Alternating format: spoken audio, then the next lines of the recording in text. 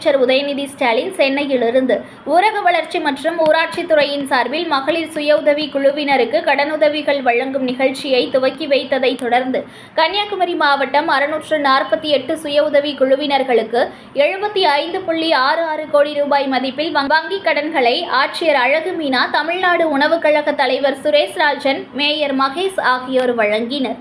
ஊரக வளர்ச்சி மற்றும் ஊராட்சித்துறையின் சார்பில் மகளிர் சுய உதவி குழுவினருக்கு கடனுதவிகளை சென்னையில் துணை முதலமைச்சர் உதயநிதி ஸ்டாலின் துவக்கி வைத்தார்.